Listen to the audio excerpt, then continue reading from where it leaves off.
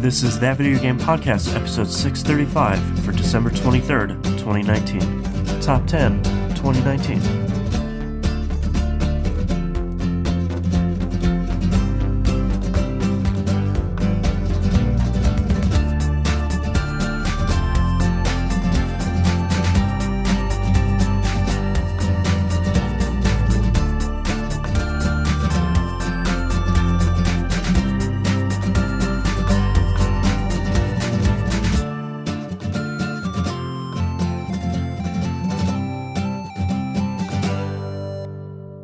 Welcome back to another episode of That Video Game Podcast. I'm your host, Boston. Joining me as always is Moonpeer. Hello.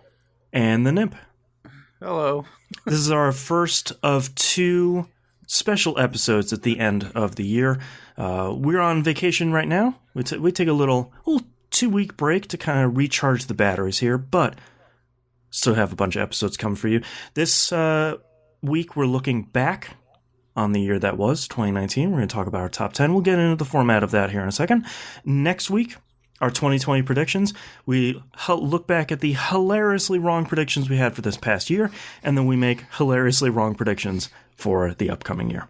Yep. So that'll be next week. But let's talk about our top 10.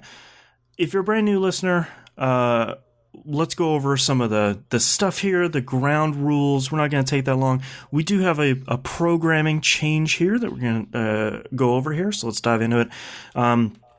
First and most importantly, we haven't seen each other's lists. Yep. We like to keep the surprise here.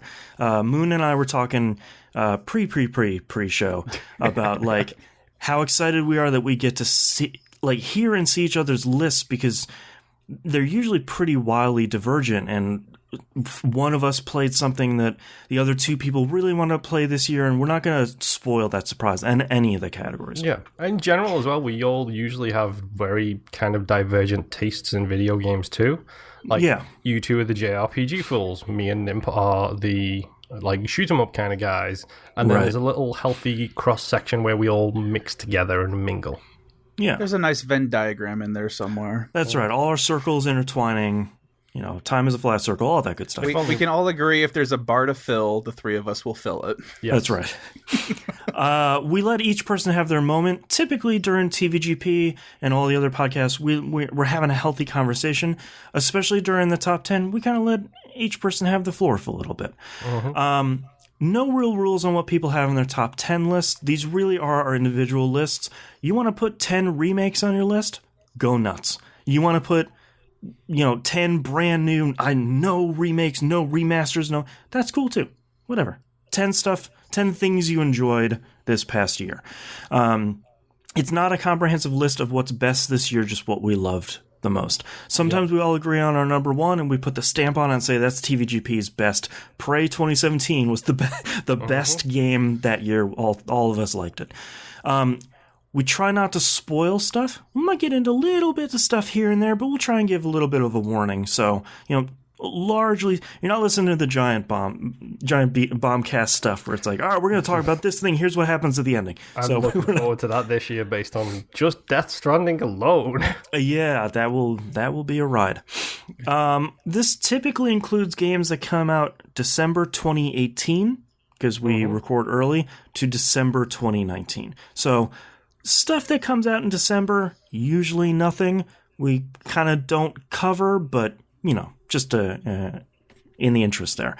So let's go over our list here, because Moon had a really great idea this year to kind of change up the format, keep it a little fresh, and sort of build momentum here to our big unveiling. So let's talk about the format this year. We're going to start off with Best Old Game. That is the game we loved this year that didn't come out this year. Didn't need to come out it could have come out in 2002. Whatever, as long as you liked it. New category this year, 2019's Alpha Protocol. How did I get this one in here? I don't know. Because I love it. What I've been saying this game is, it's not your AAA game. It didn't necessarily have to come out this year either. Maybe it's not your best old game, but how I've been thinking about it is it may not be very polished, but it definitely is a diamond in the rough. It's a flawed gem. Yes. Honorable mentions, Those are all the games. Try and keep it to about 10. All the games that we loved this year. 2018 was a really great year for games. Too many incredible ones came out. Top 10 only has 10 slots in it. So these ones got close, but didn't get in the top 10 list itself. TVGP Community Game of the Year. As we did last year, this is going to be your top 3. I guarantee you, all of these choices will surprise you. So interesting. Keep tuned in for that one. And then we'll talk about our top 10 of 2019, naturally going from 10 to 1, sort of going around the table as we do. We'll go through our 10s, our 9s, etc., etc. So, as a quick aside, we did also used to cover the games we missed category. Yes. It's something we're not doing this year, mostly because, like, all of us, like, I think Nib counted his, it was 9. Mine is 17 games that I was interested Mine was in 11. Yeah, I have 9 that I'm aware of that I missed. Right. And we don't have the time to sit here and say, I didn't play this game because of X, Y, and Z. It's mostly, it's finances, it's time, it's accidentally missed it and forgot all about it until December. Hello, Plague. And when we get into our honorable mentions and our top 10, you can kind of keep a tally of when someone will say this game and the other people go, right. Oh, yeah, I forgot about that one. That's a game we missed. So you can keep your own list at home, but in the interest of time, and we still have another episode to record after this, we're going to sort of move right in, and we'll stop the show. We'll end the show with a showstopper. All right, I think that's all of our rules. I think so. Yeah, top 10 can be a little bit complicated, and we have some new listeners, so we want to make sure that we lay down the ground rules. So let's get started. Best old game, Moonpier. You're the one to start here. I think this will come as no surprise to anybody who listens to the show on a regular basis. My old game of the year it's got to be Dead by Daylight. Yeah. This is a game that I played a little bit, liked it a little bit when it came out. It might have made my top 10 the year it came out, I think, because I played it hardcore then. And then I took an 4-year break. And then suddenly this year the game has just sucked me back in, and I mean, I talk about this game every single week on the show. There's a reason I'm still talking about it every week on the show, because I'm playing it with the community, I'm playing it with my friends. We have a good bro time where we all sit down and have a chat and just shoot the poops about what's going on in life. And yet, also, the game literally just had brand new DLC. Like 3 weeks ago, brand new DLC. How they've kept it alive this long is astonishing. If you want to hear me talk more about Dead by Daylight, I don't know, just listen in 2 weeks' time when I'm sure I'll be talking about it again then. Yep. Nimp, how about your best old game? So, my best old game is Elite Dangerous. Yeah. There you go. I got my vote the year that we started the best old game. Yeah, I haven't been playing it as much recently. I've been on hiatus just because I've been waiting for the new updates to come through, because like Moon said, this is a game that's still getting updates for as old as it is. And they've got some pretty massive ones coming out, which is going to entail a lot of grinding. So I've kind of, that and having to catch up on video games for the year, I've been kind of not playing it just so that I don't burn myself out. It's going to be crazy. Yep. Yeah. Whip out the old HOTAS. I'm kind of scared to do that. Yeah. So yes, that's my best old game. What about you, Boston? My best old game, there was only one possible choice it could have been this year, and that was Doom 2016. Yes. The probably would have been best game of 2016. It honestly, I've played a bunch of old games this year, and looking at my list, they were a bunch of really good old games. None of them even came close to Doom 2016. It managed to take everything that I loved about the first 2 Doom games and somehow managed to take all that stuff and modernize it without really losing the core, like the spirit of the original game, and injecting character and lore and story and mythos in it. Like, all this stuff really came together into a game that I knew I would like, but managed to end up being significantly better than I could have imagined. Yeah. Still one of the best starting openings to a video game ever as well. Yeah. Like that first level, that shotgun cock as you come out the elevator, it's just like, oh, chest kiss. Yeah, so good. All right, let's talk about 2019's Alpha Protocol. Moon, what was your Alpha Protocol of 2019? Honestly, for me, this is the game that made me suggest this category. Okay. This is Descenders. Yes. Thank you, Game Pass, for the hidden gems that you hold in your library of shame.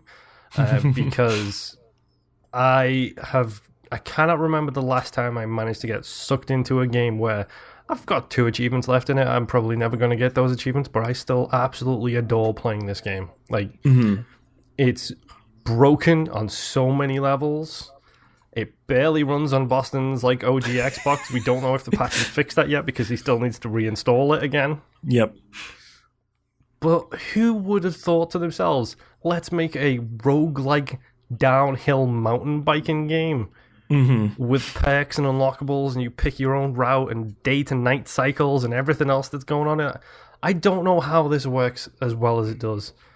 But oh boy, does it warms the cockles of my heart to have like Dave Mirra back in my life again, doing like, kickflips kickflips with skateboarding, but doing like tail whip like 900s and all that kind of jazz, and it's a roguelike, which, I mean, come on. Here you go, Moon. Here is a game just for you. You're welcome. And yeah, it's broken. I have no problem admitting that. The frame rate can be hot garbage. Sometimes Boston can't even get into the game itself because the menus don't work. It's a small team, It looks okay. It's procedurally generated, which can either be fantastic or horrifying in 2019. And yet still, every time I sit down and I scroll through my games, like, oh, I could do a couple of runs of Descenders, even though I'm up to that point now where a couple of runs is not 10 minutes anymore. A couple of runs is 2.5 hours. Like, I'm at that point still. Every time I see it, it's like, I can do it. I can play a little bit of that. That. So, as broken as it is, and as low budget as it is, it has to get my Alpha Protocol award. Over to you, Nimp. So, my 2019 Alpha Protocol goes to a game that came out in 2016 called Technomancer. Yes. Which it's funny because it was kind of something we all decided on when I first brought this game up back when I first started on this podcast. That yes, this feels like an Alpha Protocol game. It's buggy as all get out, but it works and it's fun. And like Alpha Protocol, when I first played that game, I'm at the end of this game, and I'm still at the end of this game because I haven't picked it up again. I think I was at the end of Alpha Protocol for probably about a year before I went back to it and realized I didn't beat it and then beat it. So feels like that's where I'm heading with Technomancer again. So I've got, I think, 2 more missions and it's done. So that's my 2019 Alpha Protocol, Technomancer. When Moon suggested this brand new category, I only had one possible answer for this category, and my 2019 Alpha Protocol is the Technomancer. It is the very definition of a flawed gem. It is a B-tier Mass Effect in really fantastic and really broken ways. It shoots for the moon on so much, and half of the time it doesn't get there, and that's sort of the part of the charm of it. And I have also not finished Technomancer because it can be a little bit of a slog, but I feel like that's sort of the definition of what an Alpha Protocol is it's not perfect, and it's sometimes not good, but it really is great. I mean, honestly, it's just missing the random dice generator in the background, and it would be Alpha Protocol on Mars. Yeah. All right, let's talk about our honorable mentions. Moon, why don't you blow through your entire list here? Sort of quick like. Okay. Get loose. Yep, get loose, get speedy. Cadence of Hyrule. Honorable mention to that, does not make my top 10. It's a great game. It's an amazing game. It's somehow they made Crypt of the Necrodancer with Zelda music, and all of the Zelda music is legendary as it is. Yeah. And then they made the twists on it. It's great. I just don't love it. Yeah, I love the just music. Didn't make it. I just don't love the game. Supermarket Shriek. Another Game Pass gem that I was not expecting to even slightly enjoy. When a man and a goat ride a trolley together, and then you have to yell to control it, just for like the stupidity and the ingenuity and the stupid puns and the fact that they have for you it was a Tuesday achievement, and that has made my day for like so many days this year. Yep, full credit to that. Next, Untitled Goose Game. Yes. I have barely touched Untitled Goose Game. I think I've done 2, maybe 3 zones in it.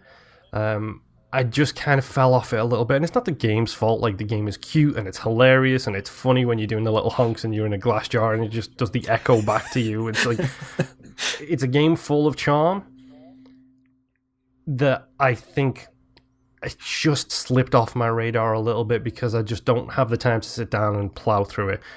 Speaking of Xbox Game Pass games, guess what I'll be playing over the winter break, folks? Right. Untitled Goose Game. Next one, Crackdown 3. Yeah. Honorable mention because it's Crackdown. Specifically, it's Crackdown 3. It's another Crackdown game. Yep. You knew... Did that come out this year? It did. Oh, yeah. Oh. In like January or something. There's Tally 1 on the... Oh, yeah, that game. Right. No. I did play it for when I had the free Game Pass, but I thought that came out last year or the year before. Nope. No, real early this year. Yeah. Okay. It was like February. I didn't realize I was actually on top of it. Yep.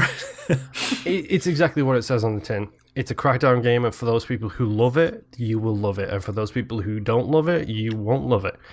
Yep. It's more of the same, which is why it's not on my top 10. Like, that's all I can really say about it. And I love it. Don't get me wrong, Crackdown 3 is super fun to play, especially when your wife kicks a car at your face, as a good example of that. Next game, Ape Out. I played this, weirdly enough, on Game Pass for the PC. I'm throwing this on my honorable mentions because I don't think I will ever really complete this game, but mostly because if you ever want to see how music and video games can be combined into something truly special, go play the first 2 levels of Ape Out and then just uninstall it. Like, it's insane some of the stuff that they do with that. And I would be surprised if that's not on certain websites' moments of the year lists this year. Right. Next, Blair Witch. Hello, Game Pass again. What are you doing here? Ta-da. Binaural audio in a horror game. In a genuinely terrifying horror game that I wish I would have sat down and finished because it might have made my top 10. Unfortunately, I didn't finish it. It ain't going on my top 10 this year. Kingdom Hearts 3. I fell so hard off this. Like, another one of those that came out this year? Like, this and a different game, which is on my top 10 list, came out this year, and my wife picked up one. I picked up this, thinking, I'll play that and I'll be done with it in like 3 weeks. I played it for like 2 weeks and then stopped and then haven't gone back.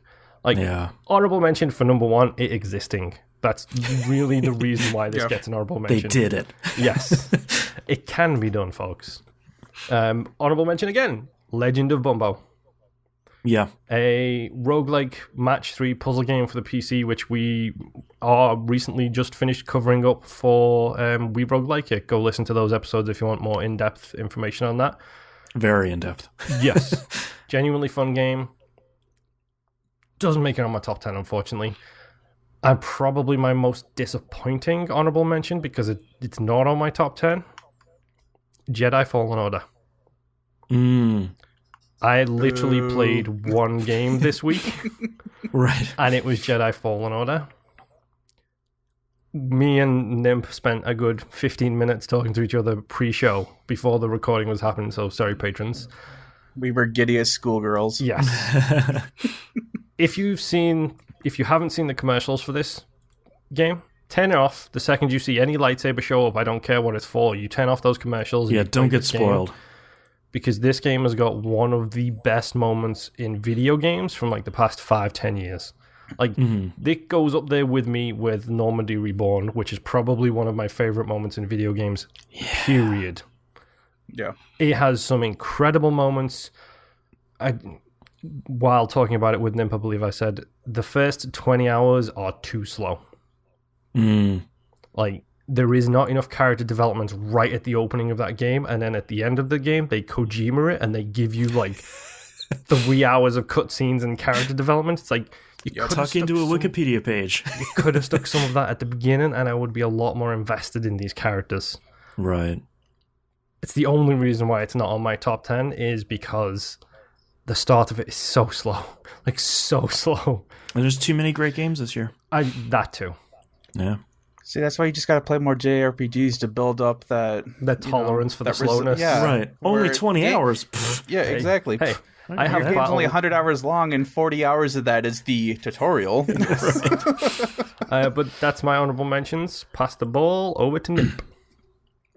All right, so my honorable mentions. If you guys have listened to the show at all this year, you know that it's mostly just been me catching up in the last 4 to, 10 years of video games. Same. It is every year, don't worry.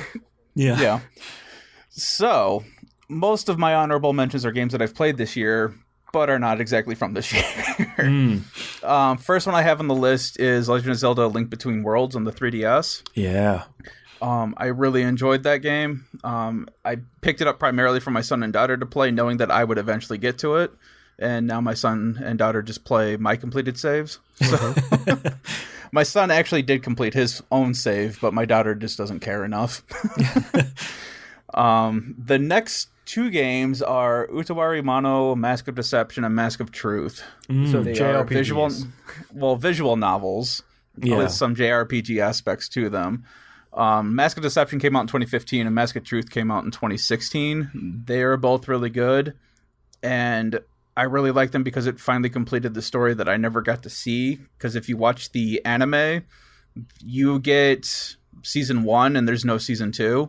And season 1 is a massive cliffhanger. And the Mask of Truth visual novel covers what would have been season 2. So finally brings closure to an anime that came out years ago. Right. And it's really good too. If you want something to sit down and read, I played it on Vita. You can get it on PS4. They're fun games. So next is Ys 8. Loved it so much that I bought another copy from Germany so that I could play it on my PS4.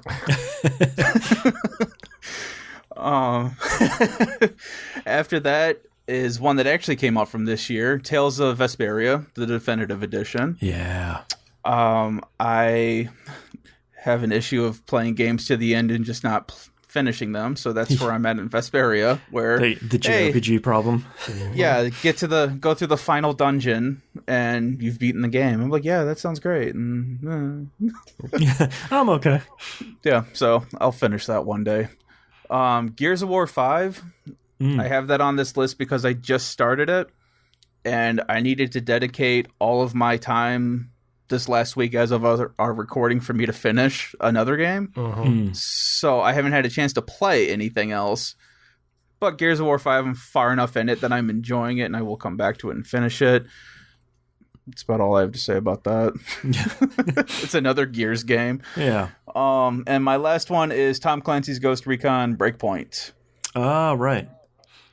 It's another one where I just started playing it. I'm having a lot of fun because it's letting me do dumb, stupid stealth stuff. Yeah. And I am really enjoying just how it lets me break the game. Yeah. Nothing like a sniper rifle and C4 to get you through the day. So that's my honorable mentions for this year. What about you, Boston? All right, starting off with Konami Pixel Puzzle Collection. There's tally number 2, folks. One of the finest Picross games I have ever played, and I think my absolute recommendation for a starter Picross nonogram type of game. It starts off really easily. It has a really good tutorial. It's very, very easy to control, which sounds crazy for a... It's easy to get wrong. Yeah, and like it sounds crazy for a box-filling puzzle game, but it is very, very good, and it's free on your mobile device, so go check it out. Apex Legends. Apex Legends is an incredible game that I did not have time for this year, and I'm salty about it. Nope, someone was too busy building castles in the sky. I don't know what you're running up other people's castles in the sky. That's right. My number 3 choice is Fortnite. I don't need to talk anything about Fortnite. You already know what it is, but it finally got its dirty little hooks in me this year a little bit. So, number 4, Link's Awakening, the remake. Any other year would be in my top 10 easily.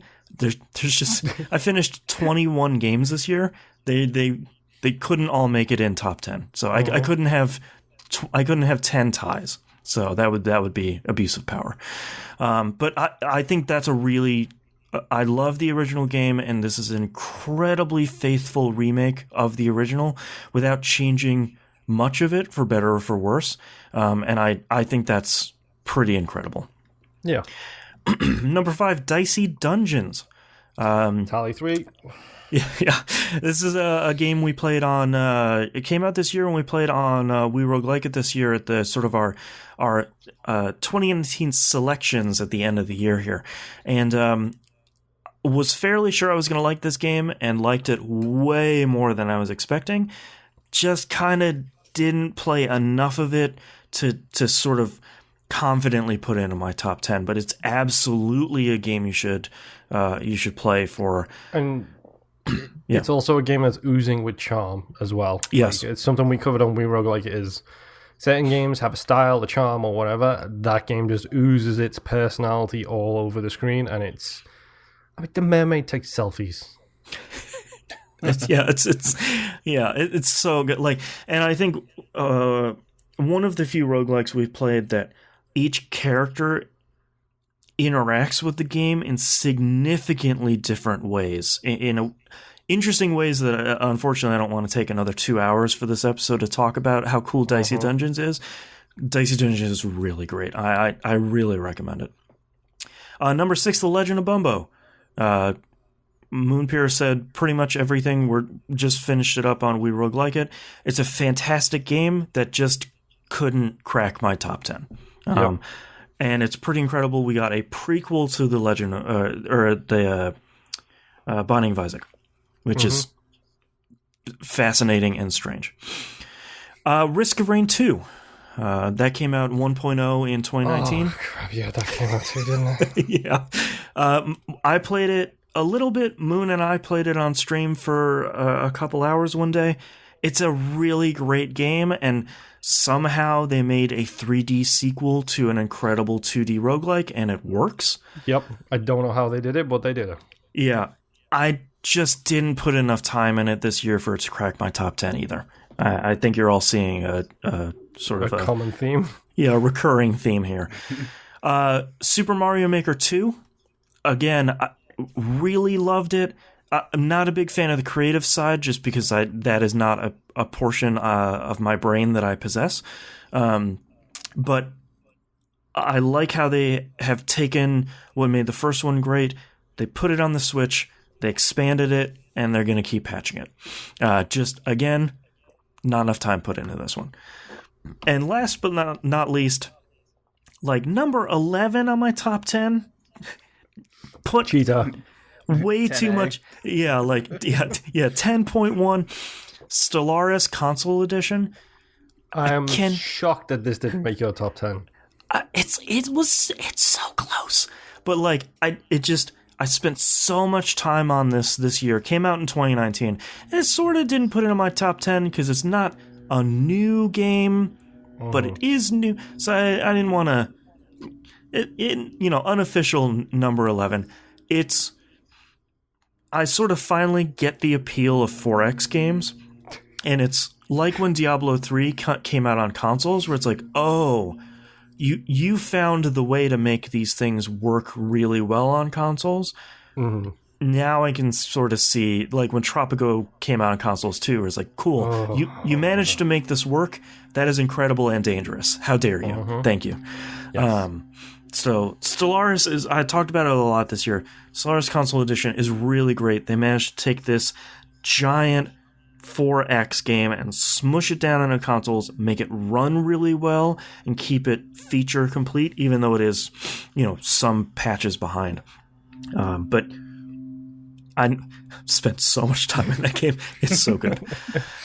All right, those are our honorable mentions. Before we get into our personal top 10s, let's talk about you as a community, the games you've chosen this year. A ton of people voted for this year. So let's talk about Thank you everybody who did vote.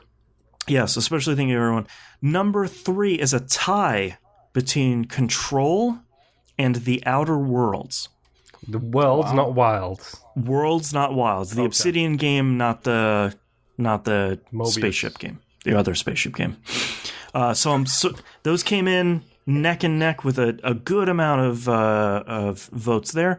Number 2, The Outer Wilds. Interesting. Yes. And those people confirmed that's what they were voting for. Yeah, no one wanted their. Okay. I was surprised nobody wanted their votes changed. That was a deliberate choice. I hear it's a good game, but yeah, a lot of confusion. Yes.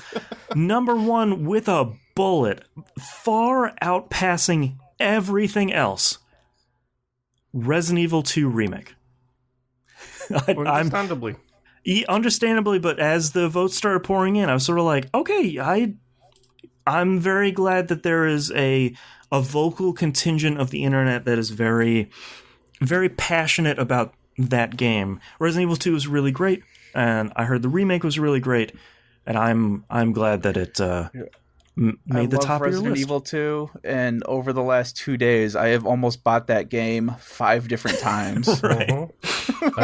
Boston, maybe now is a good time to start getting into horror games, you big baby. Yeah, I don't know. Come on, it's $23 for the deluxe edition on PS4 and Xbox One. Mm-hmm. Man, and it was voted Community Game of the Year for 2019. Yeah. Maybe one should go and buy it and then play it for yourself, and then maybe next year's best old game can be Resident Evil 2 for you, Boston. There you go. Tune in 2020's top 10 to find out. If Boston is a baby. Spoiler alert. Yes, yeah. I'm still a big chicken. All right, let's start on our top 10. At number 10, Moonpier, what is your number 10 game of 2019?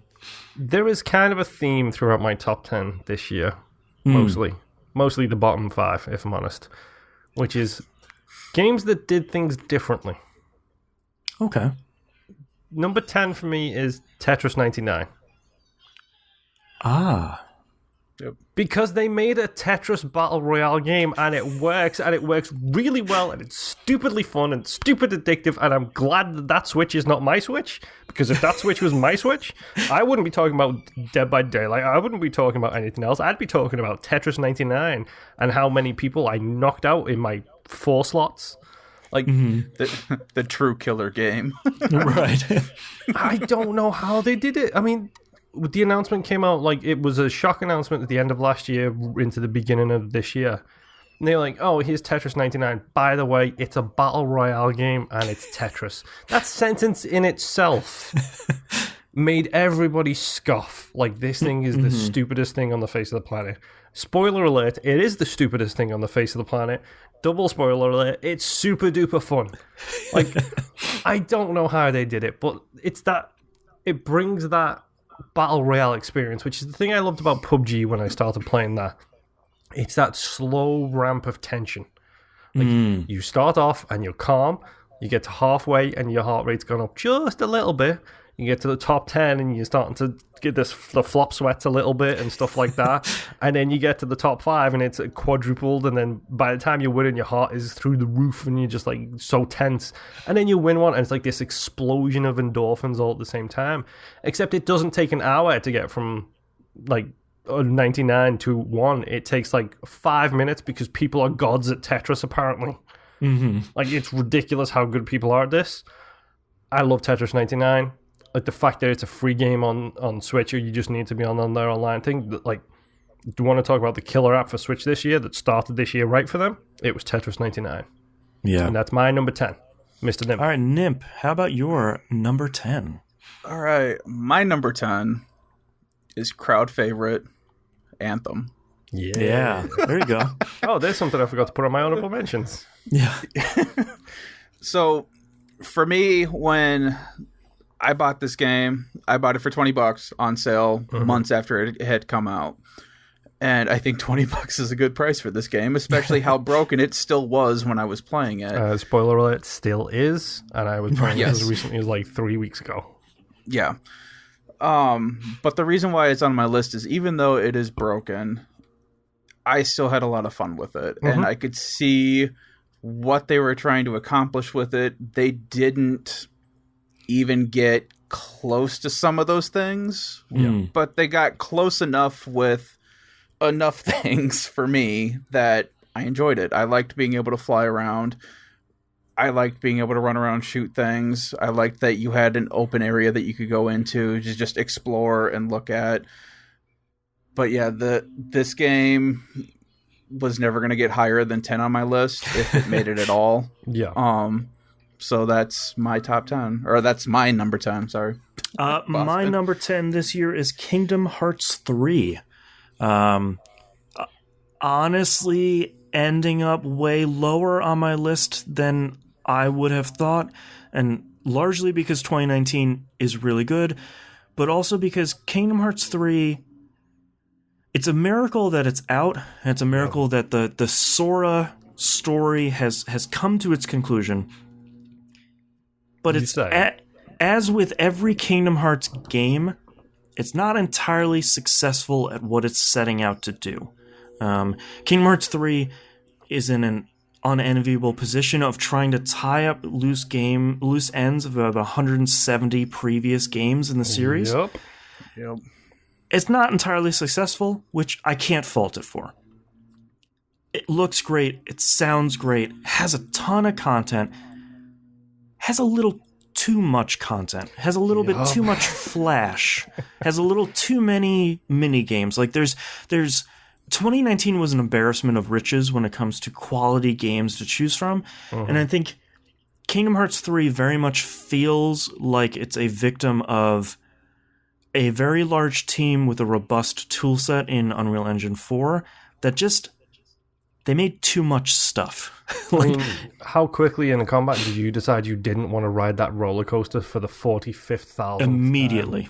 Like there's so much stuff, and Kingdom Hearts 3 just has so much, and I think much of it is good, but not all of it is good, which is really why it ends up at number 10 on my list. Number 9, Moonpier. Oh, I'll make sure I get the pronunciation right on this one. Okay. The Outer Wilds. Gotcha. The first one. The first one. The one from Mobius Strip Games. The indie game, not the AAA game.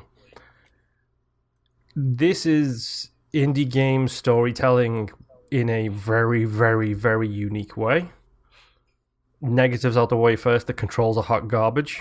The spaceship controls are particularly hot garbage. Real rough. But the unique, it's very much like the Return of the Obra Dinn. Like, that's a game that tells story in a specific way that it's not really been seen before. And I feel like The Outer Wilds does that too. It's so unique in the way it tells its story. It's so unique in the fact that it gives you this chance to be like, why are you stuck in this time loop? What's going on? You hear that star go supernova and you know that your loop's coming to an end. You're like, no, I've got like 4 things left to do here. No. In the end, that's what costs it being higher on my list. Because by the time you're at the end of the game, you just want to sit there and get whatever you're trying to get done.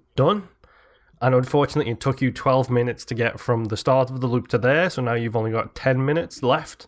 And then you need 2 more minutes after that, and you've got to repeat the whole cycle again to get back to where you just were. Right. That's what keeps it so low down on my list. Like, I love the story. I love the fact that it teaches you about interdimensional, like, travel and fourth dimensional beings and all this other stuff that it does is so great. And I don't know how they did it on the budget they did. And again, thank you, Game Pass, for your gifts this year. Like, this is a quality game that's well worth experiencing. Like, period. Like, just go play it. If you don't like it, you don't like it. That's absolutely fine. But there is something really, really special about it just being built the way it's built and formed the way it's formed. Like, it's so unique in the way it does stuff that I just can't help but love it even more for that. Also, this is an Annapurna game. Continuing, they're knocking it out the park when it comes to publishing stuff. Yep. But that's my number 9. Passing the buck Nimp, over. what's your number 9? So my number 9 is Marvel Ultimate Alliance 3 on the Switch. Ah, that came out this year. Well, guess what's on my games I missed? Yeah. My kids and I are still playing this game. We haven't had a whole lot of time with it, but we are really enjoying it. For us, we still have camera issues. The camera just plain sucks for this game. It doesn't help that Nintendo's hardware issues compacted a little bit, but I don't blame it on this game. But it's fun. I'm enjoying it. My kids are enjoying it. This feels like the third game that we've all wanted since PS3, 360. It's really great. If you haven't played it, I would highly suggest checking it out.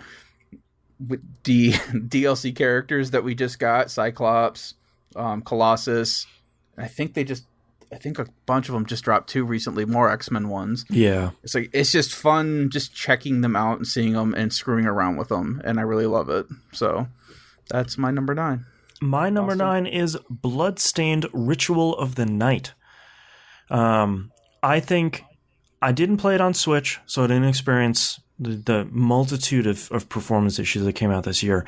I think the part that I was a Kickstarter backer, and the part that really enticed me into backing the project was the idea that Iga would be taking the torch that he carried, sort of starting from Symphony of the Night and carrying through a lot of the other Metroidvanias he made, and kind of making a new one of those. And I think he did, and it's really great, but he made a new one that's kind of also another one of those. And I think it would have been higher on my list. It's a little unfair, because when you look at stuff like Axiom Verge, we look at stuff like Hollow Knight that are taking the core Metroidvania experience and sort of turning it on its head, or sort of fleshing it out in really interesting different ways. The good and the bad thing about Bloodstained is it's more Symphony of the Night. Sometimes very, very, very closely Symphony of the Night. Does it ask you what a man is? It probably did at some point. There's probably some secret room. But I think that's really great. But I also think it's a missed opportunity for them to kind of break that mold a little bit and kind of stretch that formula and stretch that subgenre into something really interesting. But what they did come out with and what they did make is incredibly high quality. It doesn't have an inverted castle, but the way that they changed the game to make that happen anyway is one of 2019's best aha moments, where you get a move and you're like, oh, I can now re-explore this entire place in an entirely different new way. And that is, there's a couple of aha moments in this game that was great, and that's probably one of 2019's best. So that's my number 9, Mr. Moon. What's your number 8? Oof. I feel bad for how low this thing is on my list, to be honest. This is Tom Clancy's The Division 2. Yeah. It's a hell of a game. I was a big proponent for Division 1, and I think Boston was a big proponent of why didn't I play Division 1 a lot sooner, kind of. Still regretting it. Yep. Division 2 takes everything that I love about Division 1 and turns it up. The performance is better, the gunplay feels better, the exploration is better, the story is better, the loot is better. There's so much about that game that I love. I absolutely adore Division 2 so much. And it has dangly bits too, and I love me some dangly bits. The downside, it's a games as a service game. Mm-hmm.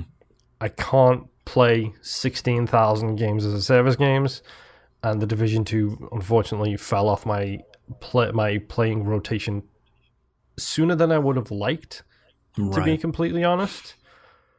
But at the same time, I feel like I got my money's worth from it. We picked it up day one, and I think I played it solidly for about a month and a half. Yeah, it's the same old Ubisoft stuff. It's the same open world, the same collectibles, the same whatever issues you want to throw at it, that's fine. It probably is guilty of that and more. But I love The Division. And I love The Division 2 so much more. The only thing I'm waiting for now is to introduce the roguelike DLC like they did with the first one. Oh, no. And then I'll love it twice as much. Right. But, I mean, it's The Division 2. I've sung its praises when it was the first game, sung its praises when it's the second game. I do love me some Division. And if they want to take their new, let's take some time and develop more games kind of thing and do it to the Division again, I'm perfectly happy with that. But Division 2, my number 8. Book it over, Mr. Nimp. Nimp, what's your number 8? All right, my number 8 is Kingdom Hearts 3. There you go. God, I don't even know where to start with this. So, ta-da! Yeah, I am glad that it did finally come out, because this seemed like it was going to be the next Duke Nukem Forever. Yep. The thing that everyone wanted, everyone talked about, and it was just never going to happen.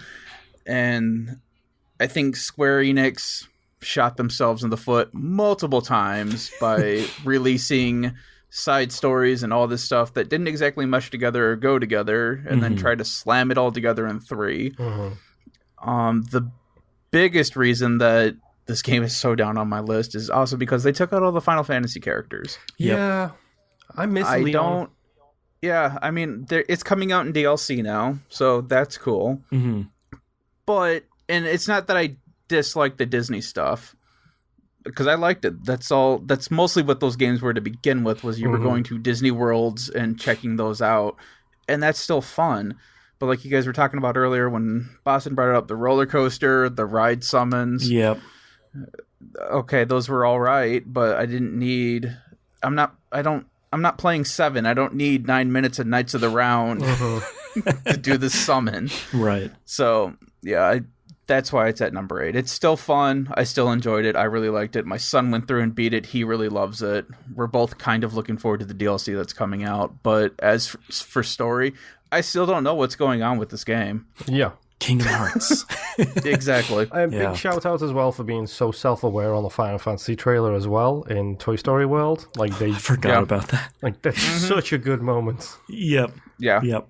So that's my number 8. Boston? My number 8 is Tom Clancy's The Division 2. Hey. Largely for the same reason that Moon, you put it on yours, is that it's an incredible game.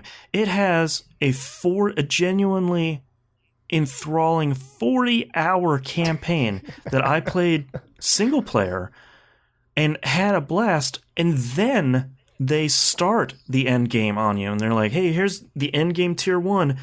There's like 5 more after this, and we just keep adding more stuff on it. I think it looks great. It sounds great. DC is so much fun to walk around without any loading screens or sectors or stuff like that. The stuff you do in the open world was really fun. Like, I'm going from point A to point B, and I just sort of zigzag between cool stuff that keeps happening and stuff I'm looting. And they made an open world that felt big enough, and then they populated it with genuinely really fun things to do that also, in a loot game, rewarded you pretty well. Yeah. I just didn't spend enough time with it. Division 2 came out in 2019 as a games as a service game alongside other games as a service games that I was already invested in. Destiny 2. Yeah, primarily Destiny 2. Destiny 2 doesn't show up on my top 10 list this year because it didn't get... Destiny 3's not out, so I personally didn't score it, worthy of my top 10. Shadowkeep is really good. But I think the Division 2, I really wanted to put Division 2 higher because it is Ubisoft learning from the mistakes of the Division 1 and Destiny 1 and 2 and saying, we are coming out with a game day and date that has an incredibly lengthy story, thankfully, that I think is satisfyingly thin on story. It's got enough, but not enough where it's like, here's 3 hours of cutscenes. Here, let's tuck in. Yeah. I just didn't spend enough time with it, but every moment I played with that I was playing it pretty hardcore about the same time Moon was. Those like first month and a half, really great. And I'll probably go back to it when they start dropping the story DLC stuff and sort of get back and see what they're doing. But I really, really loved my time with The Division 2. Just wish it was higher. 2018 was too good. That's the funny thing about The Division 2 as well, as The Division 2 and Anthem, which should have been on my honorable mentions. I completely forgot to put it on there. Like, they both, when they announced those games, started talking immediately about endgame content. Yes. And weirdly enough, I was excited for both of them. Now, whenever someone starts talking about endgame content before the game's even launched, I think, is this going to be an Anthem? Or is this going to be a Division? Which one is it going to be? Yep. All right, number 7, Moon. Oh, well, I've already spoken a bit too much about this game, to be completely honest with you, but my number 7 is Descenders. Like, it's a downhill mountain biking roguelike game. Go check out my Alpha Protocol Game Award 20 minutes ago to listen to what I've got to say about that. I mean, it's a rare thing when the Alpha Protocol Award happens to also come out the same year. Yes. So it makes it to number 7 because, honestly, it's like a warm hug. And then I collapse and fall on my face on the floor and kick myself because I lost one of my lives. Like, it's Descenders. Go listen to all the course. Yeah, I love this game. This game is way better than it has any right to be, except for Boston. For Boston, it's a complete mess. For me, it's perfect. Nimp, number 7. Nimp, you're number 7. So my number 7 is Remnant from the Ashes. Oh, right. Mm-hmm. Yeah. This game actually kind of surprised me with how much I liked it. Playing it on PC right now, and yeah, I fell into it hard day one after I downloaded it. I met up, the Nomad guy that I was telling you guys about. We finally met up on Steam, and we're now friends online. So. Yeah, that's the stuff. But yeah, just like some of the dumb stuff. Like I thought I was being really good with discovering secrets and finding things, and this guy just walks up to a street lamp and he's like, "Hey, did you do this?" And I'm like, "Do what?" And then he shoots something. I'm like, didn't even know that was there. Or like this other area that I went into, there's like this statue area, and there's a creature on top of it, which I noticed. But then all of a sudden, the guy's like, "Hey, shoot this." I'm like, "What? Shoot the guy?" And he's like, "No, don't shoot the guy. The statue. Look at the statue." And I'm looking at it. I'm like, "What? It's a statue." And then he starts shooting these little these little chimes on there that I didn't notice. And they turn out to be little bells that you can shoot. And if you shoot them in the right order, it plays a certain tone, and then an item comes up out of the ground. Yeah. So this game is like chock full of just random crap where you can't just play it. You have to, you have to experiment with something. Just because you've walked into what looks like an empty room doesn't necessarily mean it's an empty room. It's also coupled with the fact that it's got some hard, I mean, it's basically a Dark Souls game. The only difference is you don't lose progress if you die at all. You just go back to the last crystal that you touched, and then you start back over from wherever that was. It's real light in the Dark Souls aspect, but it's real fun, and it's with guns, so having a lot of fun. Even with the mods, the random mod stuff, the crafting in the game, it's just a really fun game, and it really just took me by surprise by how much I enjoy it. So yeah, that is my number 7. What about you, Boston? My number 7, I have to use the full title here. Cadence of Hyrule, Crypt of the Necrodancer featuring The Legend of Zelda. I think Link to the Past is easily one of my favorite, my top 3 Zelda games. And as we've talked about on We Roguelike It, Crypt of the Necrodancer is an incredible and one of the best roguelikes of all time. And smushing those two exact things together seemed like one of those questions we would get on the show where you smush two random things together and we go, man, yeah, that would be really great. Yeah. And then it happened. And the fact that they managed to make both things happen, it's still an incredible run-over-run rhythm roguelike game that thankfully you can turn the rhythm off and still enjoy the game, almost as like a strategy. Turn-based strategy game at that point. Yeah, like a turn. It's crazy. And then still managing to make a 2D overworld map-based Zelda game that also works at the same time is just an incredible... You put two different types of food together, and it's the better than the sum of its parts. And it's an incredible game, and it is such I'm hoping monumental beginning to Nintendo loosening up a little bit to say we can trust some people with some of this stuff. We can open some of our products and some of our IPs up to some experimentation, but not necessarily something that we have to do. And I think Cadence of Hyrule is a really great game, and I'm hoping that it's kind of a promise for the future of Nintendo loosening up a little bit. Go play Cadence of Hyrule. It's really great. Can we agree best music of 2019? Yeah, I would say. It just the remixes they do of Zelda music and Necrodancer music and weaving them together and then having 5 different versions of each one of those tracks, it's incredible. It's an incredible game. Again, any other year, number 1 with a bullet, no choice. 2018 was stupid good. All right, number 6.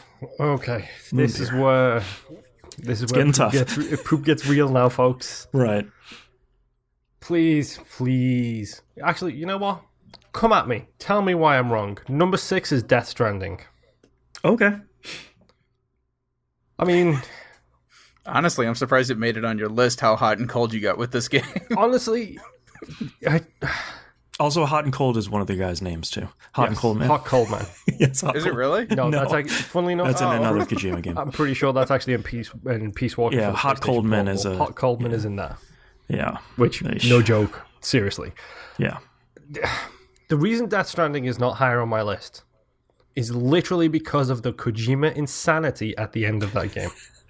When I frequently have been talking about this over the past couple of weeks on the show, I have literally been saying, I don't know. Yep. The reason I don't know is because, for whatever reason, Delivery Boy Simulation or not, Drunk Baby Simulator, whatever you want to call it, the gameplay loop in that game is incredible. Here is a small mission, you take that package, you deliver it to someone else, you take another package there, you deliver it to someone else. That loop is superb. It feels really good, and then it feels even better to subvert that with the upgrades that you get as you go, where it's just like, oh, this thing that took me 45 minutes to deliver from one end of this map to the other, now it takes me 4.2 seconds to get to the top of this mountain. It feels so good. So good to take that and break it. And that's such a great loop itself. And then the story happens. And don't get me wrong, I went down the Wikipedia rabbit hole of the Big 5 extinction events, just like everybody else who played this game did, to read all about those extinction events, and they're cool to learn about. Yeah. But Kojima's insane. Mm-hmm. And I want to spoil this game so much to tell you why it's not higher on my list, but I won't. I'll let you experience that for yourself, listener. Experience the last 3 hours. Oh, the last 5 hours, dude. The last 5 hours is insane. Yep. Some of the performances are incredible. Mads Mikkelsen. What is it about that dude? Every time he plays a character, I adore him. I think he was an incredible villain in Doctor Strange. He was an incredible character in this. Whatever is about the dude, he is truly incredible. Norman Reedus is about as wooden can be, but that's Norman Reedus' character and real-life persona, so that's fine. It's when you get into the other stuff that the problems begin. Yeah. And that's all I can really say. But Death Stranding is an incredible game and a terrible game all at the same time. All you can really say is, I don't know. Thank you. Exactly. So Death Stranding takes my number 6. Mr. Nimp, over to you. All right. My number 6 is Udawari Rumano-zan. Right. Are we going into the JRPGs now? Yep. No. Well, not yet. Yeah. So this one is a Muso version. So it's not a visual novel. Hello. Yeah, it's a Muso. it was a game I needed when it came out because it was really light. It covered the first season, but it was real, like, it was just hitting the high notes. If you want to know about this anime or anything else, don't play this game first because it's just going to hit all the high notes. Mm-hmm. But it was really fun. I just needed a game where I hit square and hundreds of things died in front of me, and this game fulfilled that. And it still kept with the art direction because the anime, the light novels, the manga, the visual novels, they all have that Japanese heavy brushstroke, and they keep that with this as well. Like Okami, that kind of style. Yes. Yeah. Yep. And watercolors. I mean, it is a bright game. The entire series is really bright, even during their dark moments, because the game gets real depressing. All of them. So this isn't a happy ending thing, but it's not gonna. I don't know. It's not like Doki Doki Literature Club either. So right. But I mean, it was really fun. All the characters that you would expect to be there are there. You get to play as all of them. And like I said, it's a Musou game. If you don't like Musou games, don't bother checking this one out. Yeah. You're not really going to miss anything. It was more of a fan-servicing thing for Atlas. I think it was Atlas. Yeah, it was Atlas. To come out and say, hey, we are still doing stuff with this, with Aqua Plus. Just bear with us. Right. Yeah, so that is my number 6. My number 6 is The Outer Worlds, not the Obsidian one. 2019. I felt so bad when I saw you tweet about this a couple of weeks ago. Well, I've warmed up on it over the last couple of weeks. Now that so you did a full 360. You went 180. You walked and then around. 180. pretty much, yeah. Walked around, had your coffee. You're good. The hard part about 2019 is, as I've played stuff throughout the year, my top 4 solidified months ago. Mm-hmm. The rest of the stuff was really hard, and I struggled up until 2 hours ago. The Outer Worlds is. I redid some of my list while the show is recording. Yeah, you can hear me clacking. I'm still moving stuff. Yeah. The Outer Worlds is Obsidian getting its first real hit without an asterisk. Yep. Most of their other games they're really great games, but, and there's a laundry list of mods or fan patches or just Alpha Protocol stuff you have to deal with. Outer Worlds doesn't have any of that. They made a small-scale Mass Effect game that, in a true Obsidian style, your choices genuinely do matter. Whether you knew you were making them or not, that's fine. Not a super long game, so play it again. And they nailed it. And I think that's what I was hoping out of a modern Obsidian game, is they took their core competencies that they were good at. They took these inspirations from all these other different games and all these other different genres. They put them together and they just shined everything and cleaned off the edges. And the Outer Worlds is just a good game. And it's a great Obsidian game, and it's a really solid game. And we've talked about Outer Worlds a lot this year, so I don't have much more to say about it other than it's just good. It's just a good game. Mm-hmm. Number 5. Again, it's so hard. These decisions, this year has been a great year. Don't let anybody tell you otherwise. There is games for everybody out there, which is why my number 5 this year is Gears 5. Aha. This would be in my top 3. This would be in my top 3 if one of 3 things had happened. I had more time to play the multiplayer on it and to see what that is like. Because unfortunately I haven't as of yet. Spoiler alert, Dead by Daylight takes up all my multiplayer time. I want to see the Horde mode. I want to play more of the escape mode. This is being withheld from being so much higher for one huge reason that's not multiplayer related.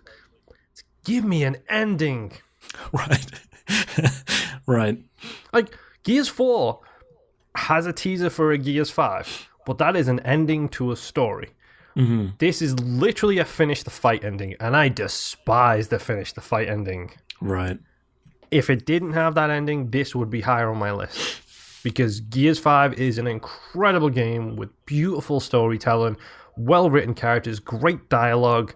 The game looks incredible, and they did something that Gears needed to do, which is they took it out of the brown. Yep. And they stuck it in every other colour you want. You've got your blues, you've got your reds, you've got your golds, you've got your browns, you've got your greens, your greys.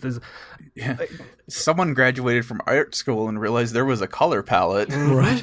And they nailed it. And some of the stuff that happens in this game is incredible. The lightning storm in the desert is something special to behold, especially in the whole 4K HDR jazz. It's just something truly amazing. Yep. The story just literally went right at the end. Yep. The last cutscene is just like... Yeah. You had the potential to be the best Gears game ever. You got so close. And you probably are the best Gears game ever. But my word, do you need to work on finishing the game? Finishing the story. Gears 5 is incredible. I love the story. I love the storytelling. I love the characters. I love everything about it. They made me care about a robot again, which I haven't felt since BT in Titanfall 2. Right. It's really well done. I love Gears 5, and I've had a couple of messages from community members discussing potential Horde mode play dates, which I am 1000% down for. Let's play some Horde. I want to be Jack. Dibs on Jack. There you go. But yes, minor flaws aside, Gears 5 is an incredible game. That's why Gears 5 gets 5. Mr. Nimp, number 5. So my number 5 is The Outer Worlds. There you go. All right. The Obsidian one. Yes. This game actually caught me by surprise because this is one of 3 games that I was not paying attention to, didn't know anything about, and just on a whim picked it up. And I was like, this is actually really cool. And then realized what it was about. Mm-hmm. I was not necessarily in the market for a Fallout / Elder Scrolls / whatever Mass Effect game. Mm-hmm. And it really sucked me in. I think for about 2-3 weeks, this was just about the only game I played. Mm-hmm. And I really liked the fact that it allowed me to choose how I wanted to go about doing combat. It allowed me to have the choices that I want to, and I didn't have to follow the good or evil path. I was just following my path. Mm. I wasn't necessarily good. I wasn't necessarily evil. I was evil. But, I mean, really enjoyed the game. So that's why it's in my 5. We had a little bit of technical issues right there, so which took a short break to wrap them out. So let's get back to the list for my number 5, and that is Void Bastards. This was a game I wrote off really early, where it's like, oh, okay, cool, like you're trying to make this comic book game, and it's really going to be great.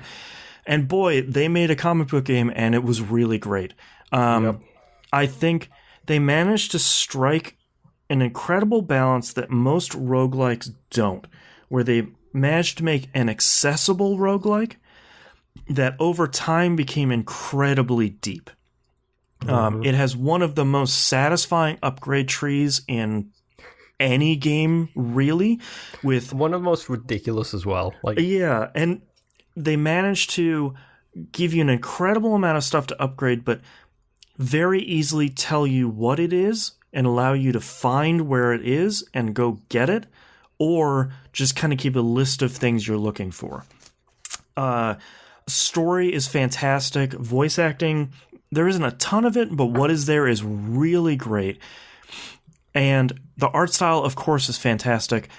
But I think they do something that most roguelikes don't, and the thing that scares people off of roguelikes is a lot of times death is this big hurdle to get over in roguelikes. Like, a death will wipe out progress, or you have to start an entire thing back over. Great part about Death and Void Bastards is you just start back over. Like, your character gets, hydrated. They plop into the ship that you were on the galaxy map. They're on the ship you died in. Go to the next ship. keep going.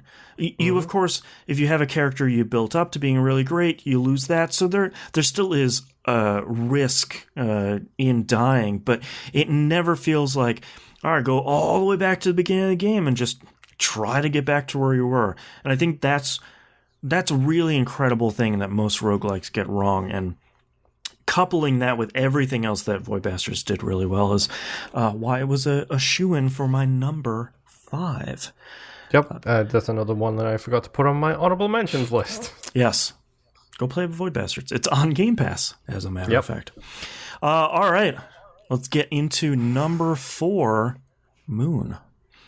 Okay, so number 4 already appeared on list and list respectively. This is The Outer Worlds, the Obsidian one. Right. Outer Wild is not on my list twice. This is The Outer Worlds. Right. I mean, what can I say that you guys haven't already said? The game is... It's Obsidian executing an Obsidian game. Yes. Like, they executed it about as well as they possibly could have done. And I adore the writing in this game. That's something that, like, all of the positives aside that we've already mentioned on today's episode, the writing in this game is incredible. I do recommend multiple playthroughs. I especially recommend playing through real dumb. Yes. Because the writing for the dumb stuff is particularly hilarious. And the way people react to you when you say something that's totally dumb is genuinely funny in places. It's an incredible game, and it's a studio that needed a win. We mentioned this on the actual main show earlier this year. It's a studio that needed a win, and I feel like they got a hell of a win in this game. Yeah. Like, it has been divisive, to say the least, so far this year. It's a shame that the hammer is patched now, which sucks. Because it turns out it was dealing logarithmic damage instead of like basic simple addition damage. So it was, it was like a 7.8 on the Richter scale instead of 7 plus 8. Right. But it's a great game, genuine experience, and I played it on the hardest difficulty and still had a blast playing it on that difficulty. Right. So give it a shot. The Outer Worlds. It's on Game Pass, shockingly enough. There you go. So go give it a go. That's my number 4, Mr. Nimp. All right. My number 4 is Astral Chain. Right. Yep. Platinum Games. I really loved this game. The art style, the music, just saying the music, and I can already think of the HQ music, which had been stuck in my head every time I played that game. The customization that you can do, the unlocks that you can get, it's like an old school game. You can unlock different costumes, setups, all this stuff in the game. No DLC. There wasn't anything to pay for.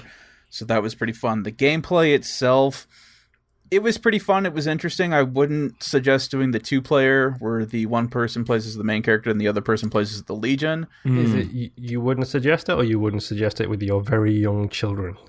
I would not suggest it in general. It is wonky to say the very, very least. But as a single player experience, I really loved the game. The story was, it was all right. It kept you moving along. There wasn't anything spectacular or anything, but it was good. It was fun. I really loved it. So, Boston, what was yours? My number 4 is Gears 5. I also wanted to put it higher, but I think the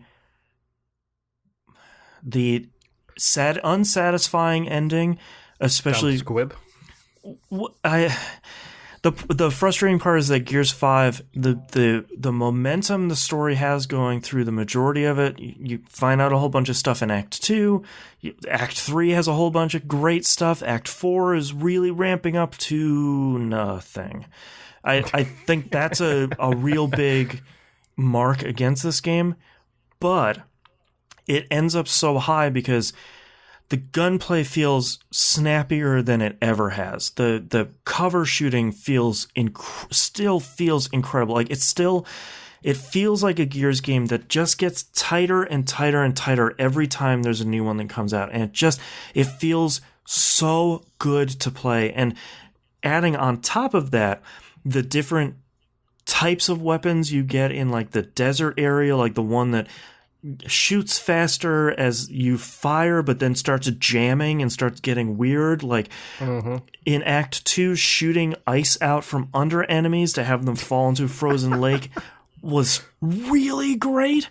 There's so much good stuff. The stuff that really kept pushing it up my list is kind of twofold.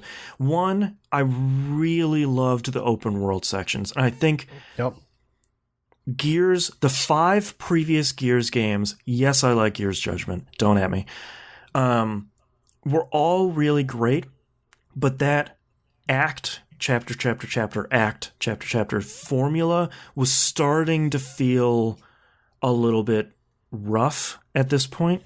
And I think they put the open world sections, they're not that big, they're not that populous, they're not crazy, but they break up the bookends of the game and then the bookends of those acts in a way that I think felt really fresh and never really bogged the game down, because you could just ignore all that stuff and you can just go from chapter to chapter and just point A to point B. But I liked that there was all this little stuff to do, all these jack upgrades, all these downed ships that you could go get.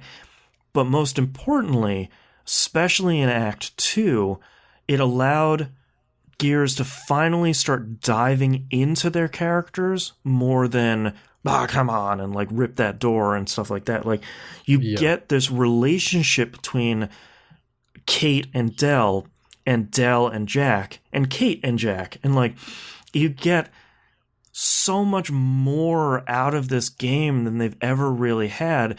And then Act 3's stuff, where you get 2 more characters into the mix, and everybody's really talking about it. It feels so much different because there's so much friction between all these people in this party, but them starting to unravel that and them starting to deal with that stuff is so much better than the Gears stuff we've gotten, that the foundation of Gears is still there. It's still great to blow up a Brumac behind cover with, an incredibly huge, dumb weapon.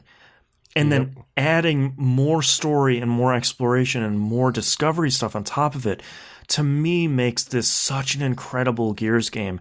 And there's just so many great games this year that it had to only be at 4.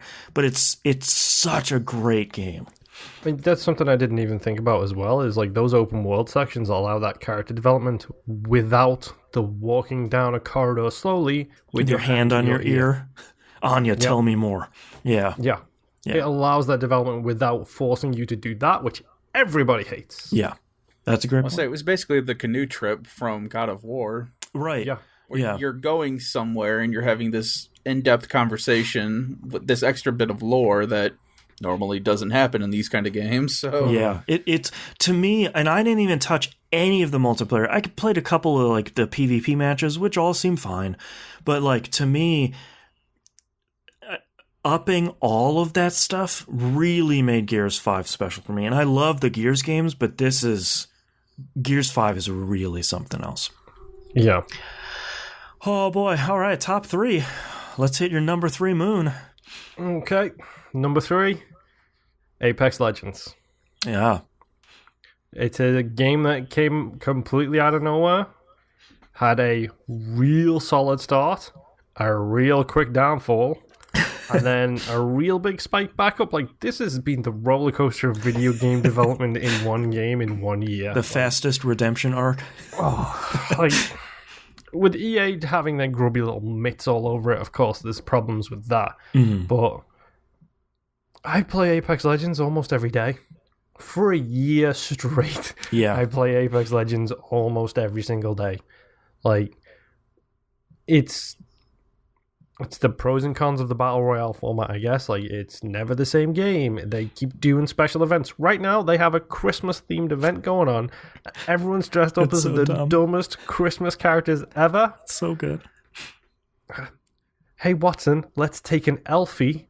I hate you, Mirage, so much. So good. Like, it's it's a battle royale where the characters are characters. They all have their own personalities. They all have their own interactions with one another and stuff like that. It's so good.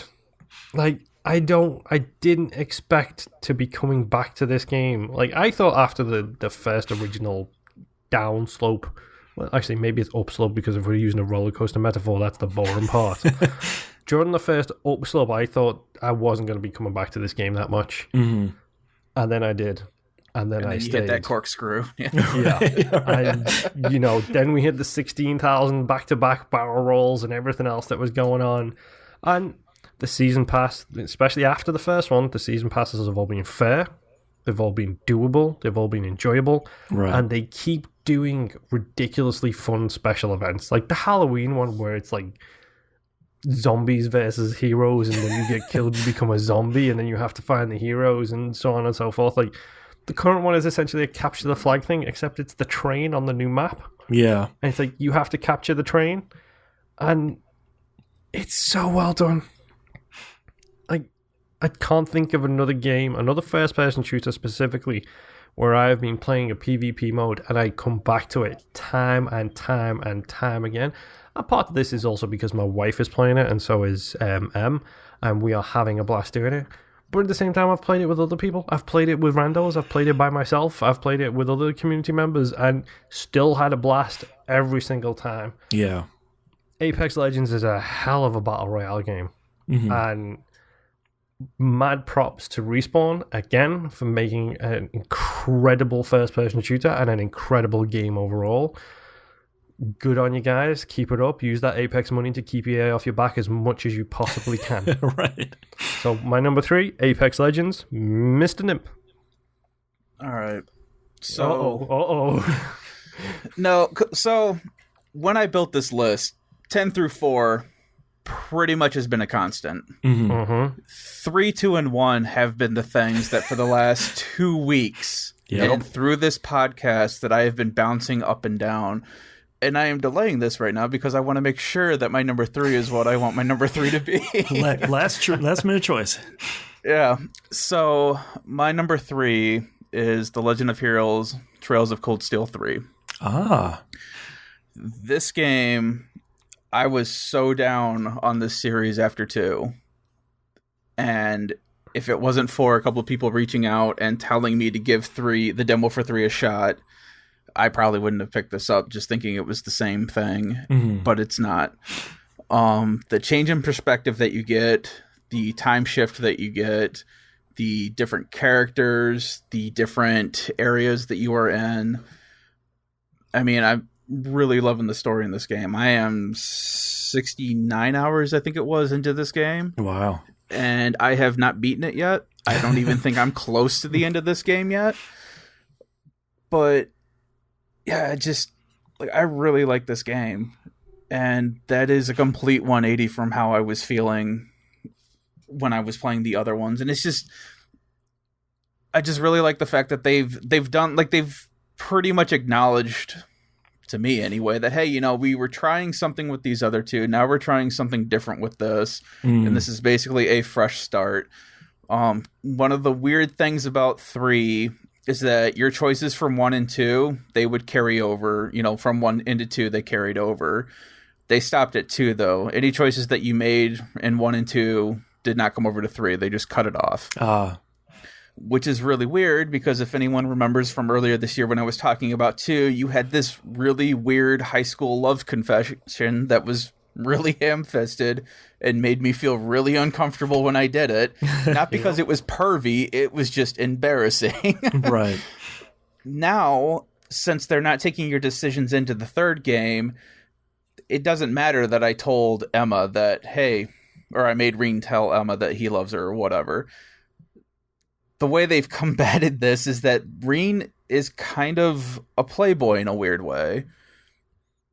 Okay. Not Hugh Hefner so much as he is always never caught up on the kind of relationship end of things. So all the women in the game really like him. And you have the potential to possibly carry it forward. And I think it's kind of really funny and really dumb where they've kind of shifted it so it's kind of a harem again, but not really. So, but yeah, and just being the way that they did the time shift and how all the characters are slightly older, everyone's slightly more mature. The perspective has changed where you are no longer a student, you are now an instructor. I mean, I just really like this game. Yeah. And I was not expecting to like this game at all. Yeah. So that's my number 3. Yeah. Exactly. So that's my number 3. What about you, Boston? My top 3 is the opposite of yours. For pretty much the whole year, it has been solid. And number 3 and number 2 are really close to each other. And number 3 is The Outer Wilds.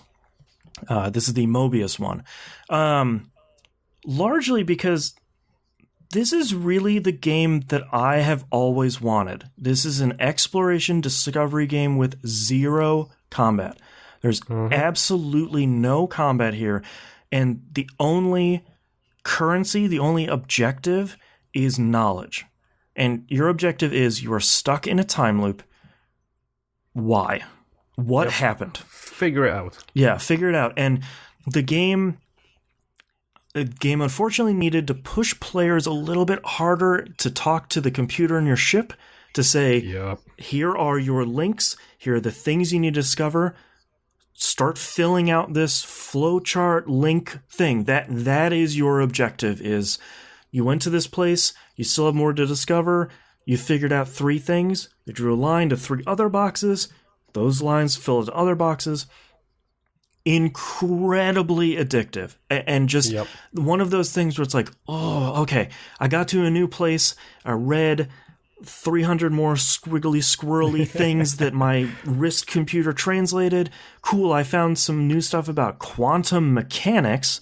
Yup. Now I know more about anglerfish, so now I can go to this other place and do this other thing. Obviously, controls are a huge problem. Completely understand if the on-foot and ship controls turned people off.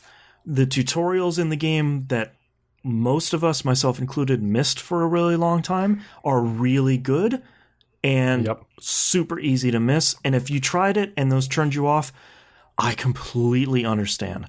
But there's something about the Outer Wilds and just that discovery and just like it there's not a lot in that game, and there aren't a lot of planets, and each one of those planets isn't very big, but they're dense. I was going to say that there's not a lot in it, but at the same time, there is a whole bunch in it. Yeah, at the same and like time. You first start off by going to the little moon next to the planet you start on, and probably crashing into it and dying, and then starting back over. But like, the game so elegantly teaches you point A to point B to point C, and then it grabs you, if it does grab you. Like, it grabbed me and just saying, like, I have to figure out everything in this game. I need to fill out each one of these little boxes and connect them all together and find out what happened to these people and what is happening here and what's that? Can I land on a meteor?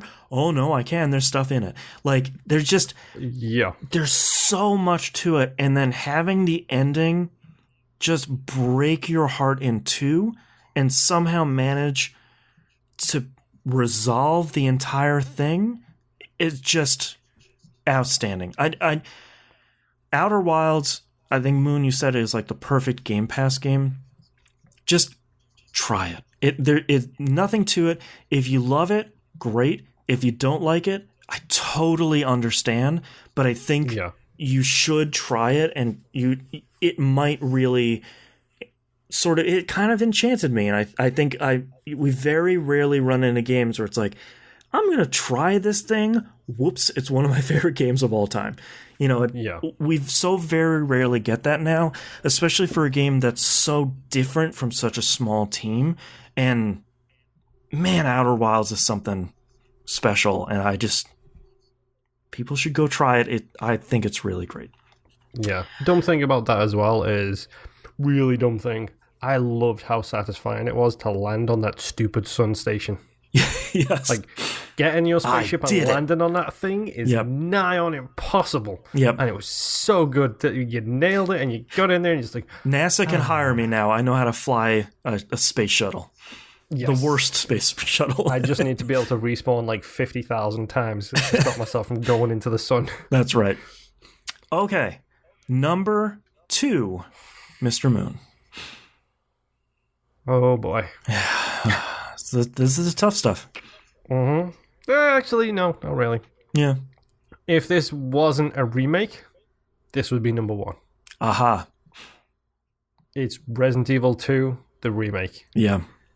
In all of video games that get the re-release and the HD remaster and the blah, blah, blah, blah, blah, we're going to sell this game to you for the 50,000th time. Mm-hmm.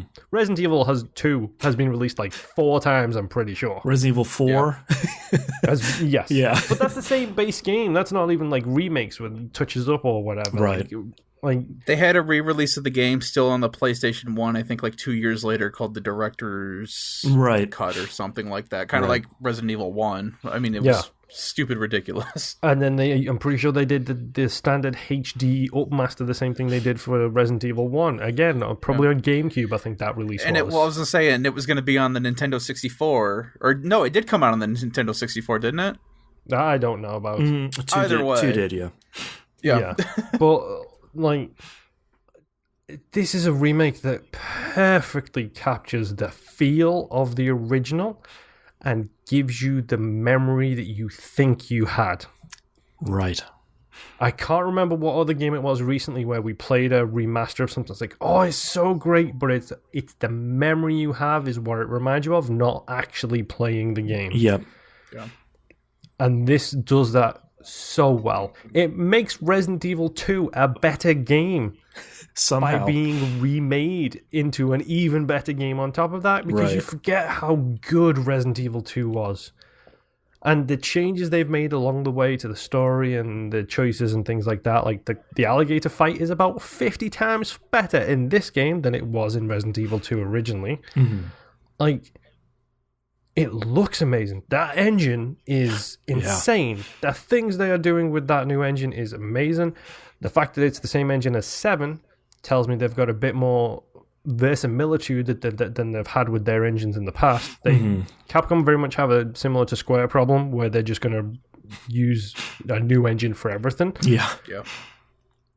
I never thought I'd be excited about Resident Evil 3 remake, but they announced it a short while ago, and I'm just like, yes, give it to me now. Pre-order it. Give it to me now. Resident Evil 2 is one of my favorite games of that time period. Somehow, they made it even better. Mm-hmm. Modern controls, modern issues, modern camera. This is the way a remake should be done. And if Square take anything away from this, this is how Final Fantasy VII should make people feel. This is the game I remember, not the game I played. Right. Like, they couldn't have done a better job with this remake, I don't think, on any front at all. The liquor cutscene is incredible this time. Instead of being some pink thing on the ceiling, you get terrified by the same stuff. You get nervous when you go into a room and you know something's about to happen because you've already experienced it, and you still get terrified because of it. Oh, and by the way, Mr. X is incredible. He looks cool, and then people have made all the mods for it, and nothing like that Thomas the Train mod with the music. Yeah. I just like the fact that people put DMX's X gonna give it to you, and then it literally was sound sensitive to where he was too. Yeah, like chef's kisses all around, and get away from me with your Stephen King's It mod that turns him into the scary clown. Oh no, thank you. Go away, please. Yeah. Resident Evil 2 remake, it got Community Game of the Year. There is a reason it got Community Game of the Year. It's a work of art and a masterpiece at what it does. It's number 2 on my list. Right. Mr. Nimp. So, my number 2 could easily be my number 1, and same thing with my number 1. But my number 2 right now is Control. This was another game that I knew absolutely nothing about. Got yelled at by Moonpier for not buying it day one. Support Remedy, you cowards. The only reason I even picked it up was because I had heard that one of the 3 things that the game was based off was the SCPs. Right. Which I am a big fan of reading those. So when I heard that, I'm like, okay, this could be interesting. And then I played the game, and it is exactly what I wanted it to be. And I really loved it, to the point that I platinumed it, which if you look at my achievements and trophies, I don't do that very often. So it is a really fun game. It has its issues. The controls aren't always that great. I had the bug in the ashtray maze where enemies didn't spawn in, so I was stuck in there. The pause menu or the map menu bug where everything slows down. Right. So, I mean, it's not a perfect game. However, it does enough really well that I was able to overlook those and not have an issue with it being an issue. Right. And I look forward to the season pass that's coming up. I look forward to the DLC or the update that just dropped yesterday. Yep. Of the new stuff that you can do with the game. That seems kind of interesting. I would love to see another game of this. Yeah. But even if they don't, if just in a Remedy game in the future you just see a reference to the game, I would love that too. Yeah. I mean, this game is just the atmosphere, the mood, everything about this game is just spectacular. I loved it. So that is my number 2. Boston? My number 2 is Death Stranding. I have the same problems that Moon does. I think... You don't know? No, I know. I know I love it. I also know that the last 4 hours are rough. And I think... Obviously, no spoilers. This is still a very new game. Anytime that the game starts to veer away from Sam reconnecting the country, I lose patience in a way that I usually don't with Kojima games, where I'm willing to take the ride and I'm willing to see where it goes, and it veers off at the last minute into... I'm riding, MGS2, I'm riding in the middle of the internet. I can usually go there. I can't with Death Stranding. And there's large chunks of the ending that I think are largely unnecessary from a storytelling standpoint, and it really drags the game down. But to counter it, the actual gameplay and the moment-to-moment deliveries and the avoiding BTs and the tension there and going across America, for me, largely on foot as this relaxing, sort of chill experience was...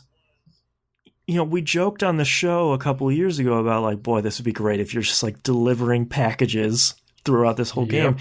That's exactly what we got. And to me, it's like the Outer Wilds, where it's just like, okay, cool. Like, this was a game that I really wanted, unironically, and it came out and it's really good. Like, I like the challenges of, how am I going to get this set of packages that weigh 600 kilograms from point A to point B when I can't use my normal tools that I use, and I sort of don't want to use these other tools. So how can I manipulate the game to get me from that point to that point? And it's just...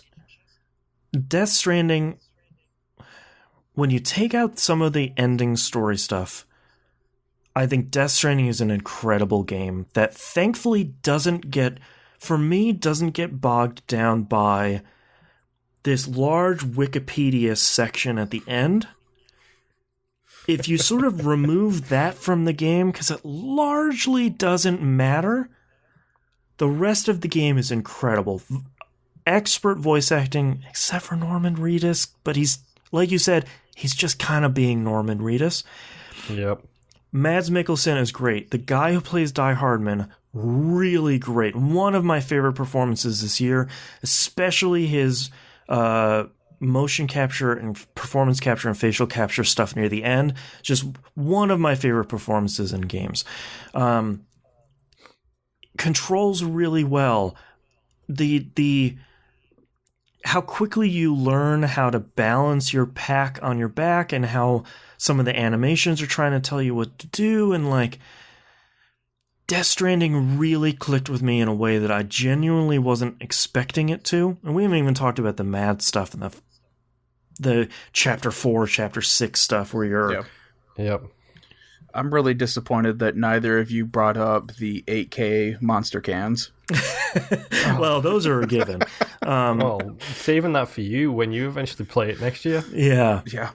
I mean, there are... Death Stranding... You're taking the good with the bad. The wink and nod product placements that are all over the place don't feel great.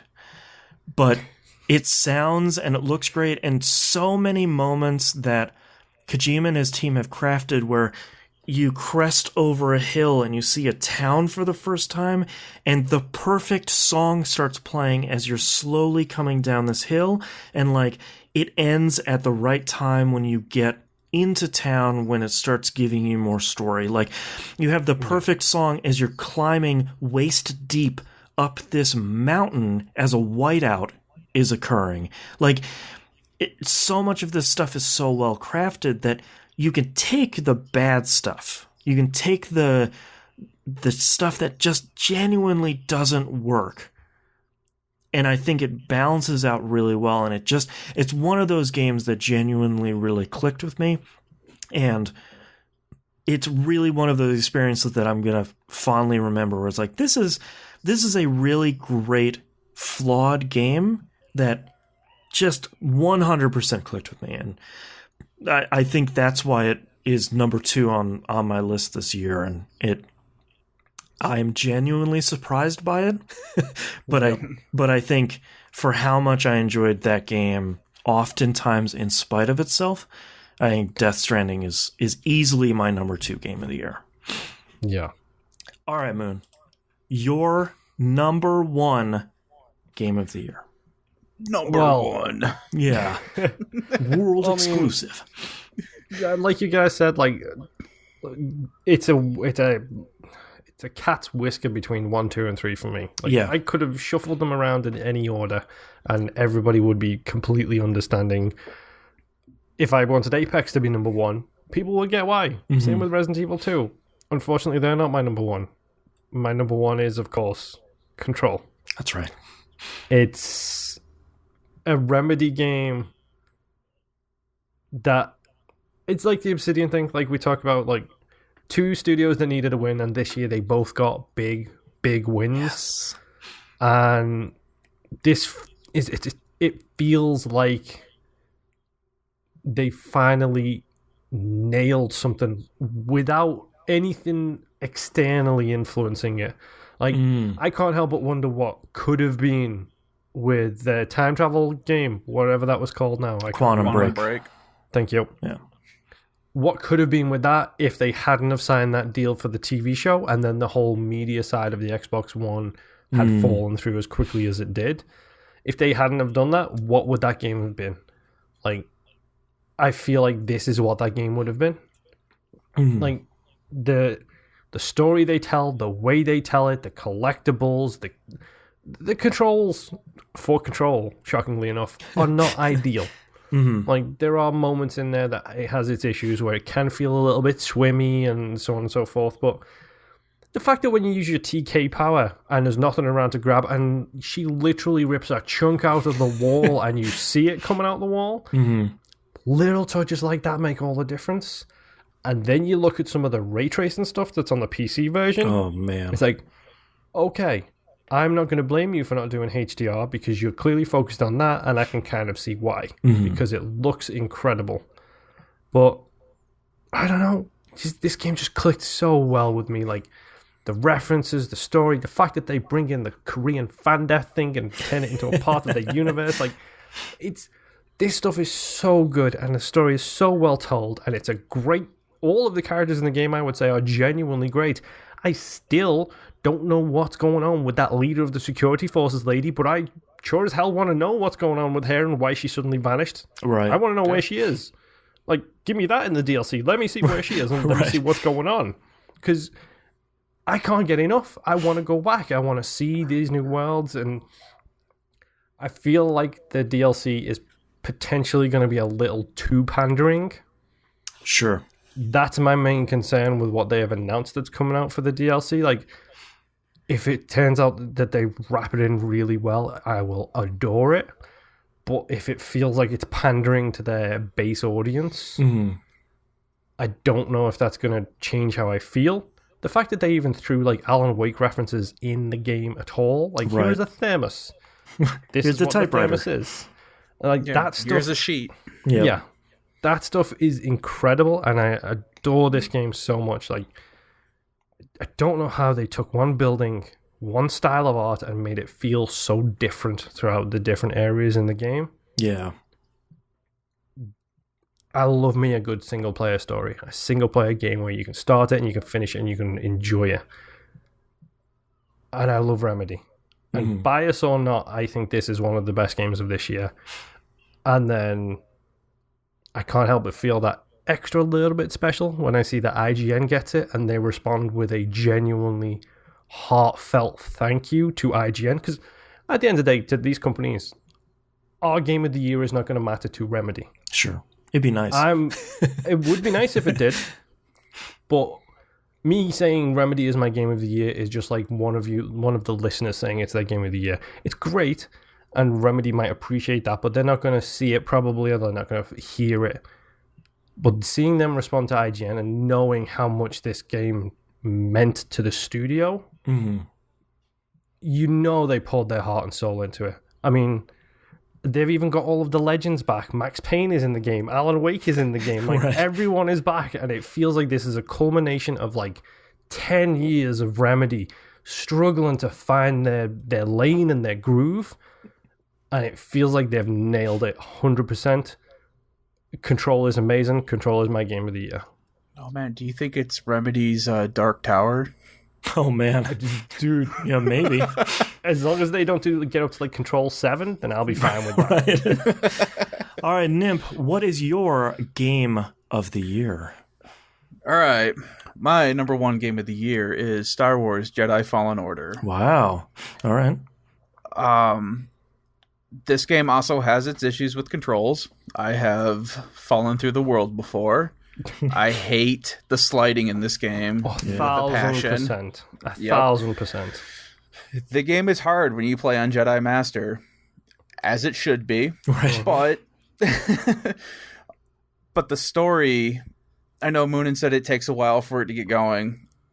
I'm used to that. That didn't really bother me. I was liking the fact that I could swing my lightsaber around, that I was getting that kind of Dark Souls feeling, that Uncharted Tomb Raider feeling, the Metroidvania feeling of just running around and checking crap out for whatever reason. And then the story hits its beats fast and hard towards the end. And I was fortunate enough not to have it spoiled for me, and I'm not going to spoil it for anybody else listening. But things happen in this game. Yes, they do. And that, when things happen in this game, that is probably the happiest I have been with anything Star Wars in a long time. Right. That's not to say I hate the movies or anything, but it was just... what happens caught me so off guard. It's that good. Yes. Yeah. That I was like, holy yes, this is really happening. And it was just great. And I would really love to see what they do with these characters, how they implement them into the Star Wars lore. And I was telling Moon before we started the podcast, I have been ready, but after playing this, I want a KOTOR game. Right. You need it now. I want it with these characters. Ah, right.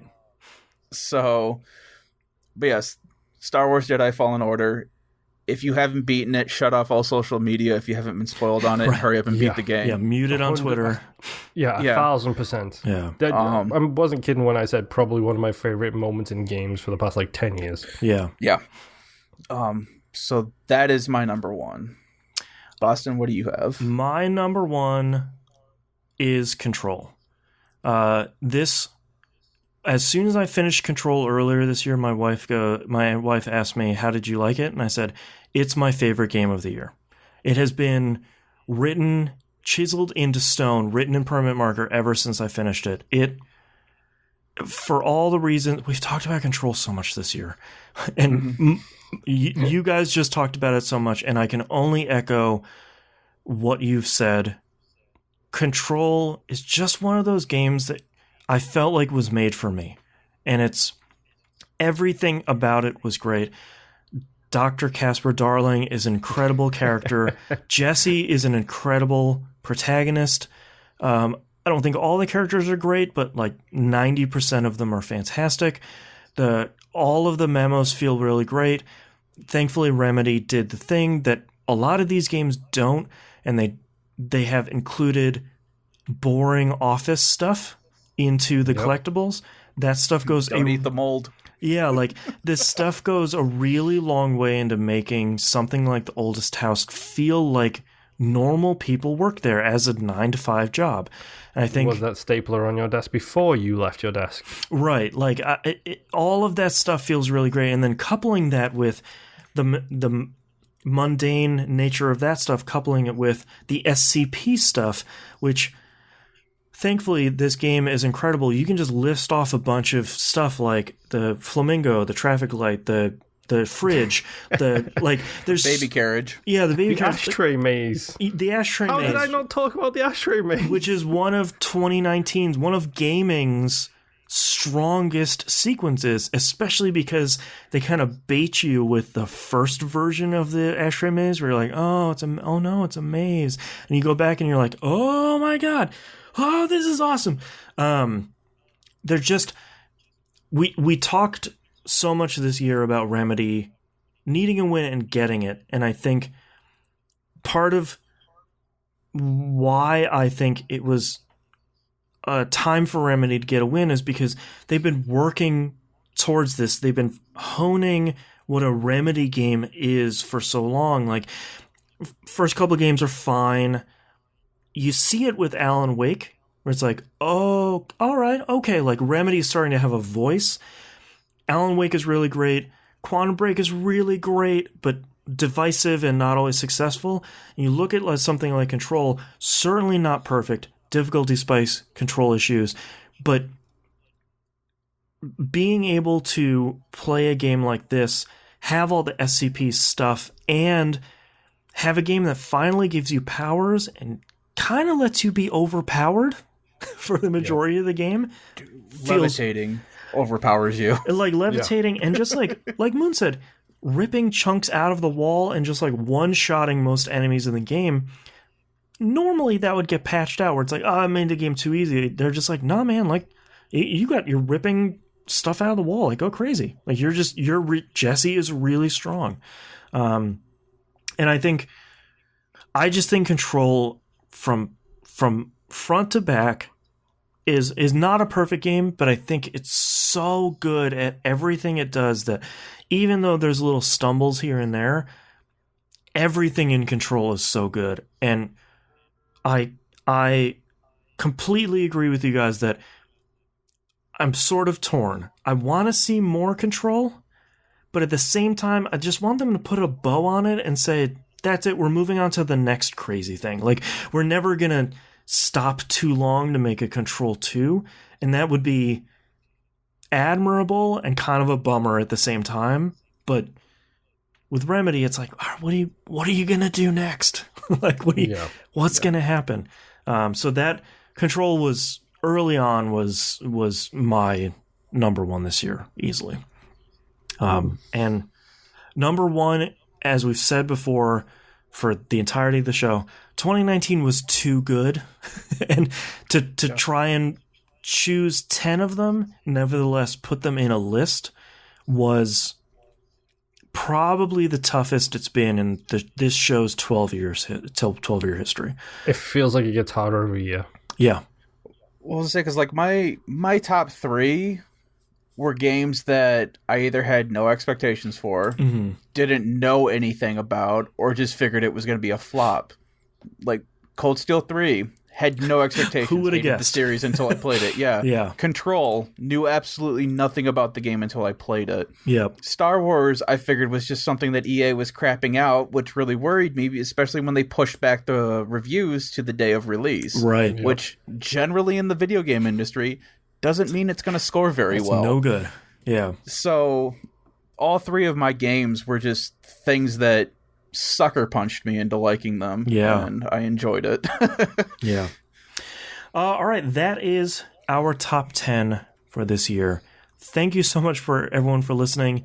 This turned out to be a way longer episode than I was expecting, but there was so much good stuff to talk about in 2019. Thank you so much, everyone, for listening. This was the top 10, the first of 2 special episodes this year. Next week is our 2020 predictions. Check those out for a recap of all the 2019 stuff that we probably got wrong, and all of our probably wrong 2020 predictions. And then, of course, as we do every year, we will crown most correctest of 2019. That will come out next week. Thank you so much, everyone, for listening. We'll see you next week. Bye. Bye. Bye. And thank you so much, everyone, for watching. Apologies for our technical difficulties here, but we have the internet to deal with. So, this stuff happens. Merry Christmas. There you go. And we'll see you guys next week. Bye. Bye. And we can stop recording.